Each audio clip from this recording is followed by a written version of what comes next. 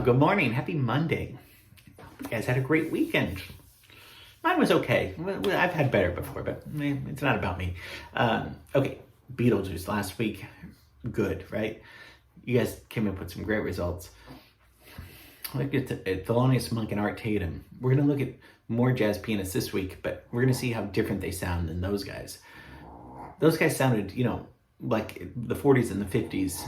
Well, Monk was in the 60s too, but we're going to see that Bill Evans and Blossom Dearie, who we're going to look at this week, sound a little bit more modern and more intimate, more romantic. That's what we're going to come, but that's later this week.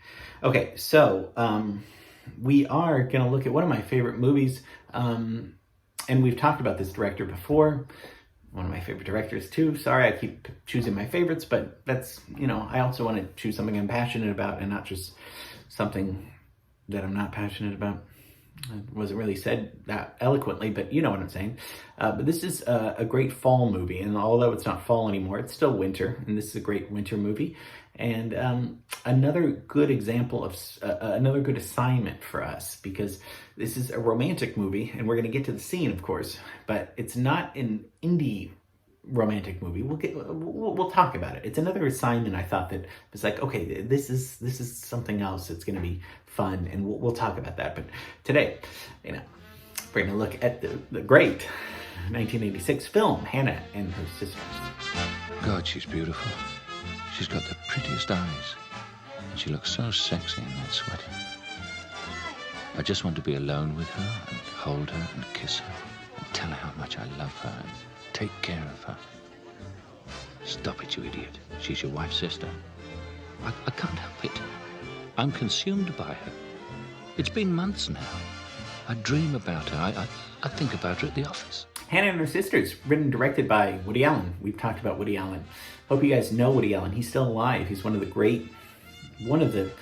greatest living writer-directors. He's about 87, I think. Still doing a movie a year. He's done more than 50 movies where he's written and directed that many.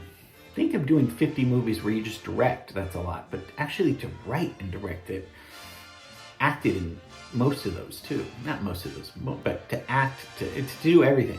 We'll never see a genius like that probably again in our lifetime. Won a lot of Academy Awards, not that Woody Allen cares. He's very aloof about these things. He thinks awards are dust gatherers. They don't do anything to your mortality.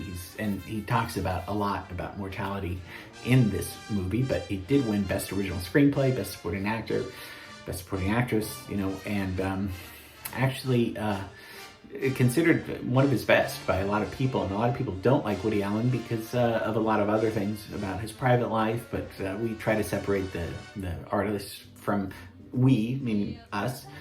We could talk a lot about the artist's personal life, but then those are two different things, personal life, private.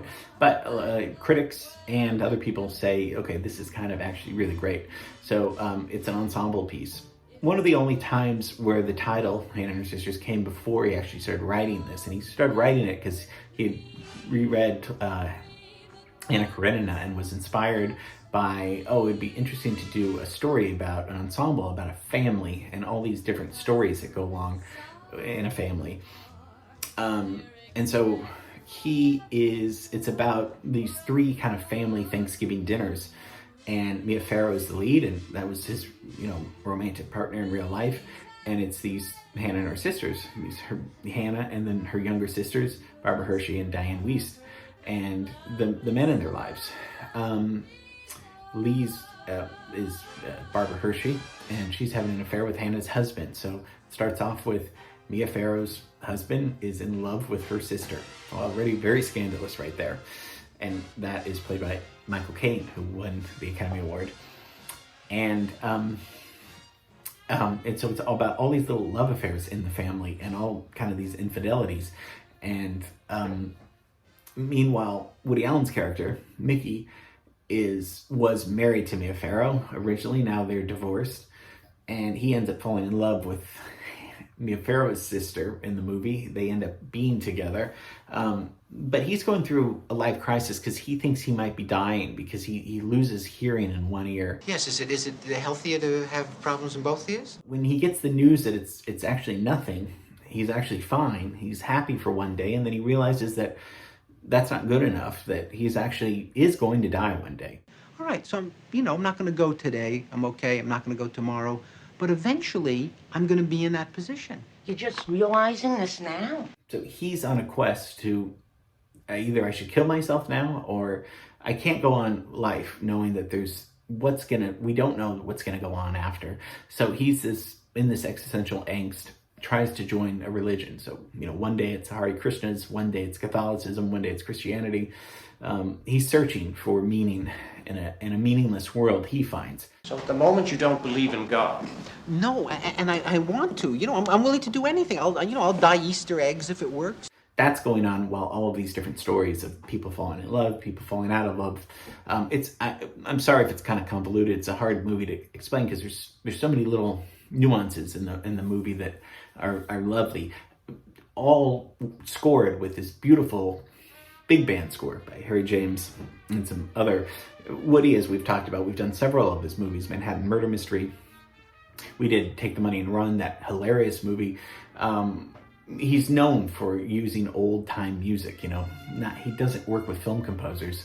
He's worked with Philip Glass once, did Marvin Hamlish once, but mostly throughout all those 50 movies or so, always relies on old music, and we're gonna get to that. But and mostly is really good at using thematic music. So meaning that he'll start the movie with an old song. And this is part of his writing attributed to how good of a writer he is. He uses thematic music. He'll start the movie with a song. He'll use that song periodically throughout as a theme, kind of like a character, and he does this with You Made Me Love You. Okay, so that's how the movie opens, with this song, You Made Me Love You. Popular song, came out in 1913. So, the song that we hear is by Harry James. Harry James was one of the most famous trumpet players. He made this song famous in 1942. Written by James Monaco, and also made famous by Judy Garland with the lyrics by Joseph McCarthy, but don't think it was that McCarthy. Okay, so Harry James, really famous trumpet player. He's got that big brassy sound like Louis Armstrong. He was like the Beatles back in the day, back in the 40s, if you can imagine. But doesn't sound like Lee Morgan, Clifford Brown, people that we know about because we've done classes about. Doesn't sound like that at all. Probably more like Louis Armstrong if we had to put a name to somebody that we've talked about. Everyone knows Louis. Big brassy. But what do we hear with You Made Me Love You? Very romantic song, right? You think that the trumpet is not just, we hear sing, sing, sing. That's not Harry James, but we hear that, and okay, trumpet's a loud, brassy, boom, boom, boom, Here, Harry James is playing a very romantic trumpet ballad. Different, right? You would think, and it's a romantic movie. Maybe that's why people like it so much. There's a lot of darkness in the movie, just like I told you about his angst. There's a lot of funny, hilarious moments in it. There's a lot of introspective, there's a lot of romance, there's a lot of falling in love, a lot of people doing irrational things. All of these flavors in the movie, scored by very romantic, songs in it. So maybe that's why people responded so well to the movie. That's what Woody's so damn good at, and doing so well that nobody else can do, with great acting, naturalistic acting, master shots in every scene. No internal cutting, and that makes for, if you have good actors and you do a lot of master shots, it's going to look like a realistic setting, not kind of Hollywood type acting, where it just looks fake and unbelievable. So, and the other song, I've heard that song before, Bonnie's favorite song. That's from 1942, popular song written by Jules Stein, great songwriter. And that's played, those two songs are played throughout it. So the scene that we're gonna look at is Woody has a date with Diane Wiest. I'm using their real names, I'm sorry, if it's confusing, but just to, who is Hannah's sister. So he used to be married to Hannah, right, in the movie. She sets him up with the sister. They have this terrible first date. She's into cocaine, he's into jazz music, she's into punk rock music. And so later in the movie, he accidentally runs into her because he always had a crush on her. She's matured. He's kind of mellowed out. And they kind of reunite, and they kind of are both matured, and they reconnect. She has a screenplay that she's written. She wants to read it to him. He's listened. He listens to it, and they. This is toward the end, and like I said, they end up together. So it's a very happy, uplifting movie. And so this is, I never do this because I don't like recutting, but the scene doesn't go on as long as I want it to. So I'm recutting it for our purposes. But let me just show you the scene as is with Harry James's beautiful song. And like I said, they play this song several times throughout it as a thematic element to it. And so I'm going to just recut it a little bit. So please forgive me, but there's just a little section that I just took out, and I'm just gonna re-put them coming out of the apartment and then walking through Central Park. So just a little bit of recutting, but pretty much I've seen the movie thousands of times, so I'm the integrity of it is still there. Okay, so let's take a look at them kind of falling in love, and they're gonna just go out for a nice walk and stroll around Central Park or around New York right around this time of year. And let's take a look.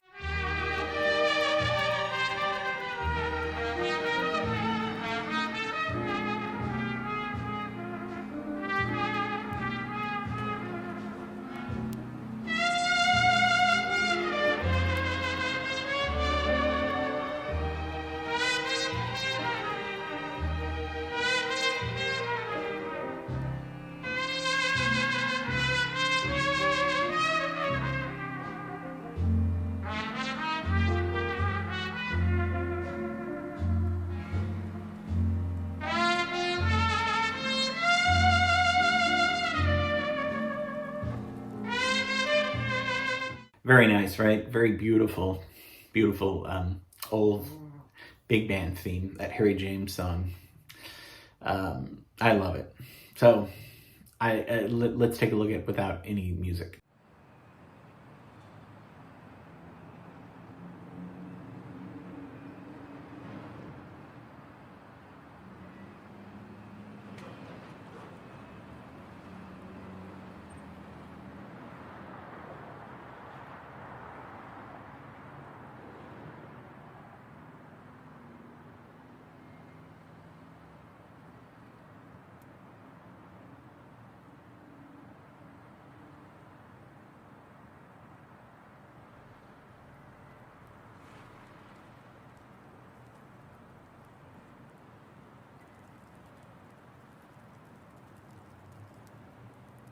Okay, so what's the assignment? The assignment is I want a romantic old big band jazz song. It's got to be, it can be from the 30s, 40s, or 50s. I wouldn't go past the 50s. And so we only, about 2 weeks ago, we did Punch Drunk Love, and that was romantic, but that was an indie, intimate, romantic, quirky song. This, it can be a big, brassy, but I want it to be a big, brassy, big band feel to it. So something that, again, sounds just like, like a song like this. So get it to me by tomorrow. So just go and check out old big band songs that sound romantic. So not in the mood, not sing, sing, sing. Those wouldn't be appropriate because that's not romantic. It's got to be an old romantic big band song. There, I said it. That's Hannah and Her Sisters. I hope you enjoyed that.